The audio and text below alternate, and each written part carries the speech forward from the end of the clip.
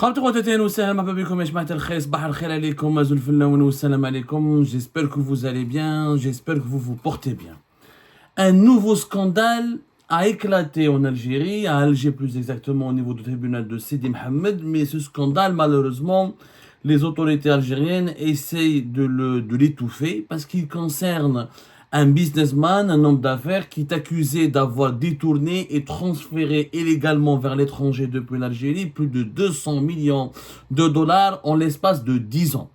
Je dis bien, entre 2008 et 2018, ce businessman est accusé d'avoir transféré illégalement vers l'étranger pour ramasser une fortune considérable en devises, notamment vers la Turquie et vers d'autres pays européens comme la France ou l'Espagne, mais notamment vers la Turquie, plus de 200 millions de dollars. Mais personne ne veut parler de cette affaire, alors que le dimanche dernier, 23 juin, 5 personnes ont été incarcérées et 3 autres personnes ont été placées sous contrôle judiciaire dans le cadre de cette affaire-là. Mais personne ne veut la médiatiser. Pourquoi? Parce qu'elle touche un office d'un général. Chouf, la justice algérienne et le régime algérien, quand ça touche un général, il y a un membre ou un ancien membre de l'institution militaire, on n'a pas aucune médiatisation particulière. Ah non, parce que ça va écorcher l'image de l'armée, ça va faire du mal à l'image de l'institution militaire. Parce qu'on veut, par contre, quand c'est un homme d'affaires civil, qui n'a pas de relation avec l'armée et qui a juste une relation avec le régime Bouteflika ou le Saïd Bouteflika, le frère déchu du défunt président Aziz Bouteflika, qui a une relation uniquement avec le clan Bouteflika, a là une médiatisation sur toutes les télés, tous les journaux, les comptes rendus, les plus détaillés, etc. Mais quand ça touche un général ou un enfant d'un général, on ne peut pas en parler parce que l'armée, il faut toujours protéger son image. Il faut faire croire aux Algériennes et aux Algériens que les scandales de corruption se réduisent ou sont réductibles uniquement ou il faut les coller uniquement au clan de Bouteflika. Tout le mal du pays est de la responsabilité du clan de Bouteflika. Eh bien c'est faux, puisqu'au tribunal de Sidi Mohamed, un mandat d'arrêt international a été lancé officiellement contre le fils de l'ancien général Ahmed Boustaila, le général-major Mohamed Boustaila. Mohamed Lamine Boustaila, il est activement recherché par la justice algérienne. Il a quitté le pays depuis 2018. Et maintenant, il y a des preuves à l'appui. La justice algérienne, au niveau du tribunal de Sidi Mohamed, au niveau du pôle pénal des affaires économiques et financières, le tribunal de Sidi Mohamed, on a lancé un mandat d'arrêt international et on a arrêté un de ses associés et on a mis en prison, on a déjà placé en détention sous mandat de dépôt un banquier et 3 douaniers, trois anciens responsables des douanes, qui étaient responsables, qui en sont cités comme parmi ses complices parce qu'ils ont facilité ces transferts illicites à l'étranger. Et lui, Mohamed Lamine Boustaila, le fils du général-major Ahmed Boustaila, l'ex-patron de la gendarmerie algérienne, il est toujours à l'étranger, c'est la coûte douce. Il vit souvent ici en Paris, il a longtemps vécu à Paris. Il est essentiellement en France, mais il a beaucoup de biens et d'affaires aussi, surtout en Turquie. L'affaire est au niveau du pôle pénal et économique de Sidi Mohamed. Elle est au niveau du pôle pénal économique et financier du tribunal de Sidi Mohamed. Mohamed Lamine Boustaila, je vous donne l'exclusivité parce que la presse algérienne n'a pas voulu révéler son nom, est activement recherché parce qu'il est accusé d'avoir transféré à l'étranger plus de 200 millions de dollars. Je dis bien 200 millions de dollars. Oui, je connais Mohamed Lamine Boustaila. Son père, vous en rappelez certainement, qui ne connaît pas le général-major Ahmed Boustaila. Le général-major Ahmed Boustaila a dirigé la gendarmerie algérienne depuis le 5 juillet 2000 jusqu'au 10 septembre 2015. Il était l'une des figures emblématiques du pouvoir algérien durant toute les 3 décennies de Bouteflika. Il a été remplacé en 2015 par Mouned Nouba et il est mort en 2018 à la Kulli Allah le 10 septembre. Il est mort en octobre 2018, si je ne me trompe pas. Il est mort le 14 octobre 2018 à l'âge de 74 ans. Il est décédé à Paris où il avait été hospitalisé. Il a été hospitalisé pour une maladie assez grave. Donc, il est mort à Paris et à l'âge de 74 ans. Malheureusement, on a été les seuls في Algérie Part. On a ما استنيناش الحراك etc. روحوا قراو les articles d'Algérie Part, ce qu'on a dit sur Ahmed Boustaila, on en a parlé depuis 2017. On a été le 7 juin 2017, on a écrit la première enquête exclusive sur la fortune des enfants de M. Ahmed Boustaila.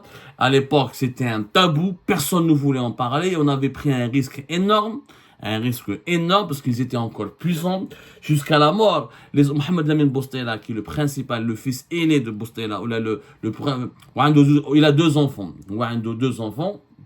Mohamed Lamine Bostela. Au deuxième, c'était Yassine Bostela, je crois. Yassine, son nom Yassine, mais il n'est pas très connu. Maouch Ma'rouf Bzef, parce qu'il n'a pas fait beaucoup d'affaires comme son frère. Il n'a pas fait beaucoup de mal comme son frère. Et ben, nous avons été les seuls à en parler. Il faut savoir que Mohamed Lamine Bostela, il a utilisé le nom de son père et il a utilisé la qualité du général-major de son père et la fonction de son père de chef de la gendarmerie, le premier commandant de la gendarmerie nationale pendant quand même 15 ans pour créer un véritable empire. Il a créé un véritable empire. Alors Mohamed Lamine Bostela était dans les travaux publics, dans la logistique, dans les ports secs, dans l'immobilier. Alors il avait sa mère, il avait plus de 16 sociétés. Lui et son frère étaient, mais surtout Mohamed Lamine Bostela, plus de 16 sociétés. Dans l'importation et l'exportation, 16 sociétés dans 16 business différents. Son business, le principal business qui aujourd'hui fait l'objet d'une enquête approfondie des autorités judiciaires algériennes, c'est Arcas Terminal à conteneurs. C'est une société spécialisée avec les Turcs, c'est un groupe Arcas, dans le conditionnement et dans le transport des marchandises et des conteneurs. Il avait un siège à Cuba. Et il avait, grâce avec le terminal, avec la société des Arcas, il avait plusieurs ports secs à travers le pays. Travaux publics, il avait une autre société basée à Douira qui s'appelait NY Public Works, Kent Douira. Ensuite, toujours dans les ports secs et dans le secteur du stockage des marchandises, il avait une société qui s'appelait Fenech Logistique, qui est basée à Ouargla. Justement, son principal associé dans cette société Fenech Logistique, fait Ouargla, qui est basée à Ouargla, ils avaient même des ports secs, etc. Son principal associé dans ce business, Bendouma Kamel, a été incarcéré le dimanche dernier. Hada Bendouma Kamel n'a pas pu fuir le pays, contrairement à Mohamed Lamine Bostela. Il a été incarcéré et en compagnie d'un banquier dont nous n'avons pas pu trouver l'identité, nous n'avons pas pu l'identifier encore, mais nous poursuivons notre enquête sur ce sujet, et de 3 anciens responsables des douanes algériennes. Halil Zid, il avait M. Mohamed Lamine Bostela, il avait d'autres entreprises, Maliva, qui est située à Bahsen, qui était spécialisée dans les bureaux d'études et les enquêtes d'opinion, etc. Ensuite, il avait un autre bureau d'études qui s'appelait Sardina, fait Hedra.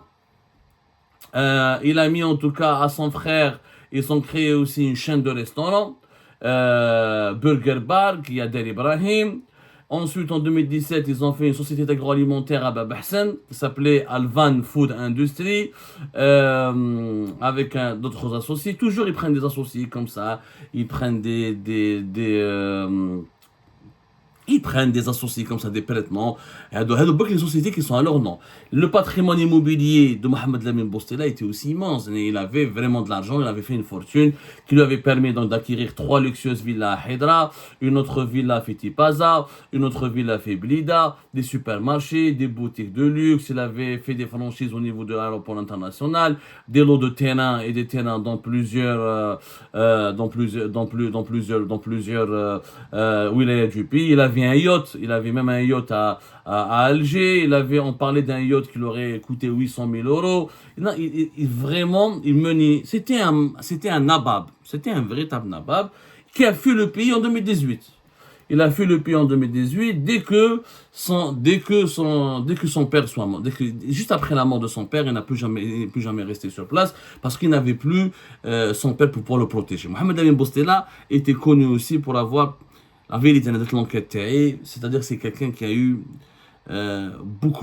qui a provoqué les malheurs de pas mal de ses associés et de pas mal de ses partenaires. Il utilisait le pouvoir de son père pour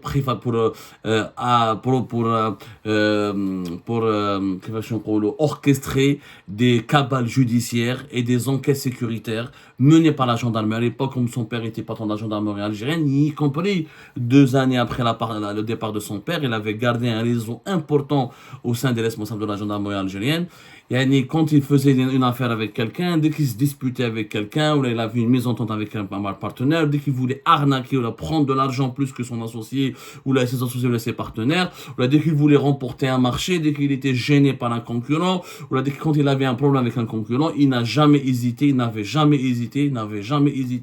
à demander à faire intervenir ses connaissances au sein de la gendarmerie algérienne ou les connaissances de son père au sein de la gendarmerie algérienne pour procéder à des arrestations, des interpellations, préfabriquer des dossiers, monter des dossiers au niveau de la justice, préparer ou la monter ou la manigancer des inculpations totalement fictives juste pour neutraliser et provoquer la chute ou la disgrâce de ses partenaires ou de ses concurrents. Et plusieurs personnes ont failli faire de la prison, ils ont même fait de la prison.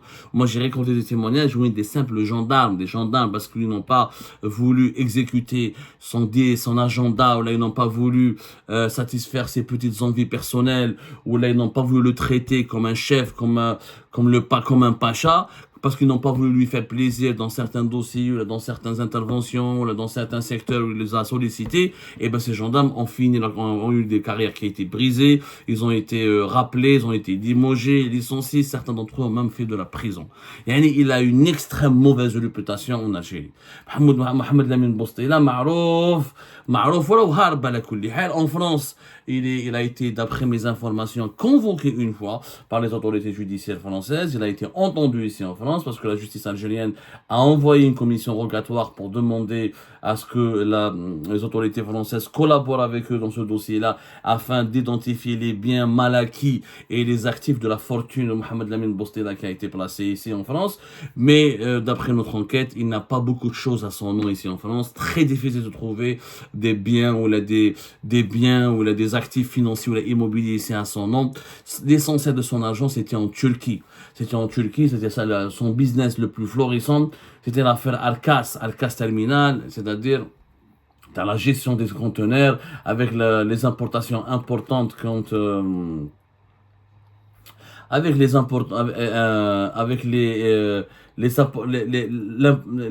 importations volumineuses de l'Algérie. Arkas, qui était donc un armateur turc extrêmement important, qui a beaucoup travaillé avec l'Algérie. Donc c'était Mohamed Lamine Bostela, était son représentant et son associé pour l'Algérie, et il a fait une fortune colossale. Malheureusement, cette fortune colossale a échappé au contrôle du fisc algérien. Mohamed Lamine Bostela ne déclarait pas toutes ses recettes, tous ses bénéfices en Algérie. Il faisait affaire avec Arkas Line, qui est très connu d'ailleurs, le bâtisseur de cette qui est devenu un petit empire en Turquie. Arkas Line est un homme d'affaires turc francophone. Il s'appelle Lucien Arkas, qui a beaucoup travaillé avec les pays méditerranéens, surtout avec les pays africains, et qui est monté en puissance vraiment, qui a eu une place importante dans le marché des armateurs et du transport maritime des marchandises entre 2017 et 2018. Et pendant ces années-là, son partenaire en Algérie, Mohamed Lamine Bostela, s'est fait beaucoup d'argent. Sauf que il n'a jamais toutes les revenus. Il faisait des affaires, il signait des contrats, il obtenait des marchés, mais il se faisait payer à l'étranger.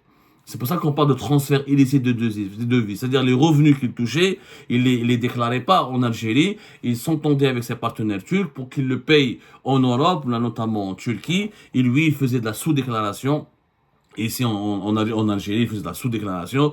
Il faisait croire aux autorités algériennes qu'il faisait des affaires extrêmement modestes, etc. Alors que les gros montants de ses activités économiques avec Arkas Line étaient cachés, subtilisés, étaient simulés à l'étranger. C'est des transferts illicites de devises. Il y a une réglementation d'échange en Algérie. On en a parlé sur Algérie par à maintes reprises. La réglementation d'échange interdit la surfacturation, la sous-facturation. En Algérie, le transfert des devises en Algérie, il est extrêmement encadré, il est même interdit. C'est le règlement numéro 9003 du 8 septembre 1990. La réglementation d'échange, on en a déjà parlé en Algérie, elle a été actualisée, elle a été changée un petit peu, mais elle n'a jamais changé régulièrement. Elle n'a absolument jamais, elle n'a jamais été radicalement modifiée. Clairement, en grosso modo, on ne peut pas transférer des devises depuis le pays parce que les devises en Algérie, elle est censée appartenir à l'État. La monnaie nationale, le dinar, n'est pas convertible. Et comme il n'est pas convertible, l'État n'autorise pas, la législation algérienne n'autorise pas les résidents algériens à utiliser l'argent qu'ils gagnent en Algérie pour acheter des devises à l'étranger et les convertir en actifs immobiliers, c'est-à-dire acheter des appartements, ou la créer des entreprises, ou là créer d'autres, financer d'autres activités économiques en devises depuis le territoire national. Il faut passer par la Banque d'Algérie, demander des autorisations express de la Banque d'Algérie. La Banque d'Algérie ne le donne jamais, parce que il y a des conditions extrêmement sévères, il faut justifier d'un certain nombre d'investissements et c'est pas possible. C'est pas possible. Il y a un contrôle d'échange extrêmement important en Algérie. Les résidents nationaux, ceux qui ont la nationalité algérienne et qui résident en Algérie, n'ont pas le droit de transférer, de faire des transactions courantes avec l'étranger en devise et de posséder des biens immobiliers ou de posséder des avoirs bancaires à l'étranger. C'est clair, net et précis. Tu t'enrichis en dinar, mais le dinar il est pas convertible et quand tu fais tes affaires avec les importations et les exportations, la valeur du dinar par rapport aux devises, elle est subventionnée par l'État. Monsieur Mohamed Lamine Bostela, quand il faisait ses affaires, quand il payait son partenaire turc, il passait pas par le marché parallèle, il le payait via des lettres documentaires, ou des crédits documentaires, via des procédures bancaires par les banques algériennes. Sauf que les devises qui sont transférées à l'étranger par les banques algériennes sont subventionnées par la Banque d'Algérie. C'est l'euro dans le marché noir, il fait à 240 ou etc. La Banque d'Algérie, il est à 145 ou à 144. Donc la différence, elle est supportée par la Banque d'Algérie. Comme le dinar, il est subventionné par la Banque d'Algérie, donc les autorités algériennes ont criminalisé les transferts illicites de devises vers l'étranger. Ça, on l'a expliqué 1000 fois, il y a des réglementations, il y a le règlement le 0701 du 3 février 2007 relatif aux règles applicables aux transactions courantes avec l'étranger et aux comptes en devises. On en a déjà parlé et ce n'est pas du tout possible. En Algérie, c'est interdit de posséder des avoirs bancaires, encore une fois. Mohamed Lamine Bostela est à l'étranger, il est en fuite depuis 2018. La justice algérienne a lancé un mandat d'arrêt international, mais personne ne veut parler de lui. Personne ne veut le médiatiser. Pourquoi? Parce que c'est le fils d'un général. C'est un complexe, c'est un véritable tabou pour les autorités algériennes actuelles, pour le régime Tebboune, même pour la nouvelle Algérie. On essaie d'éviter de donner une très mauvaise image de l'armée. Ça fait honte de dire, voilà, c'est le fils d'un ancien général, celui qui a dirigé la gendarmerie nationale de 2000 à 2015. Il a transféré plus de 200 millions de dollars à l'étranger. C'est un gros pourri. Il est aussi pourri que les Haddad, les Koulinef, etc. Et ben oui, au sein, les enfants des généraux aussi ont été des gros pourris. Il n'y a pas que des gros pourris dans le clan de Bouteflika. Il y avait des gros pourris au sein de l'armée ou là au sein du clan des généraux. Mais ça, on a du mal à reconnaître cette vérité parce que c'est un tabou qui fait mal.